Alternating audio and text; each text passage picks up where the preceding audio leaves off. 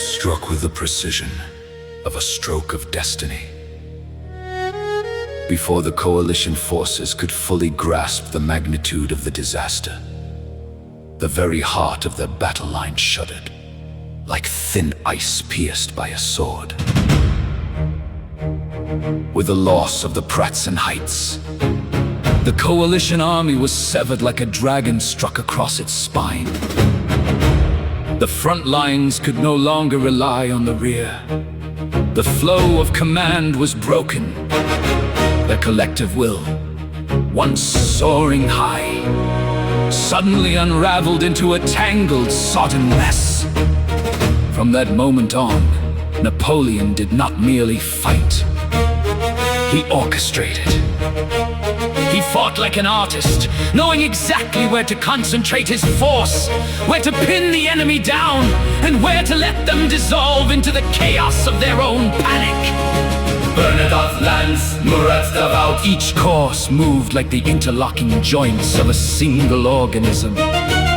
No element was superfluous, no movement out of sync. It was in this flawless execution that true genius revealed itself in its entirety. For winning a battle is not a rare feat, but to make an entire, vast battlefield move in perfect rhythm to one's own will, that is a realm of mastery rarely attained. The emperors of Russia and Austria stood there. Renowned generals stood there. They even possessed superior numbers. Yet standing before them, Napoleon seemed to bring to the field something more than just the French army. He carried with him the very will of heaven, the conviction of a man who dared to believe he had been born for the sole purpose of triumphing on that very day. The coalition wings were severed, forced into retreat, and driven down toward the frozen lakes below. The rhythmic thunder of war drums, once pulsing with fierce momentum, gradually dissolved into a chaotic din, mingling with the screams of the fallen and the pounding hooves of horses trampling over corpses. Across vast stretches of the battlefield, victory was no longer a question. It remained only a matter of when the enemy would finally concede their defeat.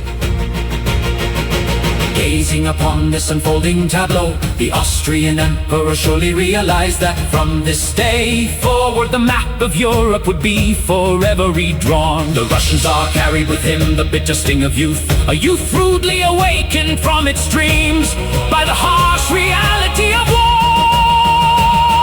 And Napoleon, standing amidst his triumph, must have known deep within his heart that this was not merely the glory of a single winter's day.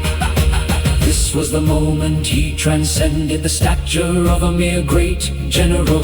From this point onward, he became a colossal shadow, casting itself across the entire continent. Austerlitz did not merely shatter an army, it shattered, too, the greater part of the pride of those old monarchies that sought to force revolutionary France back into submission.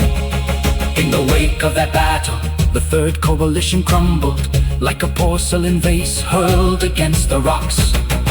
The aging Holy Roman Empire, too, entered its twilight years. From that very moment, Europe came to realize that Napoleon was no longer merely a strange breeze. He had become a storm.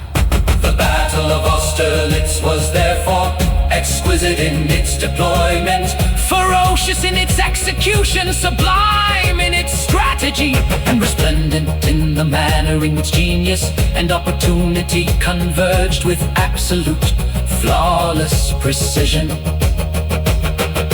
Future generations may well continue to debate the legacy of Napoleon, yet regarding Austerlitz specifically, few would dare deny that he stood there as an emperor of war in every true sense of the word.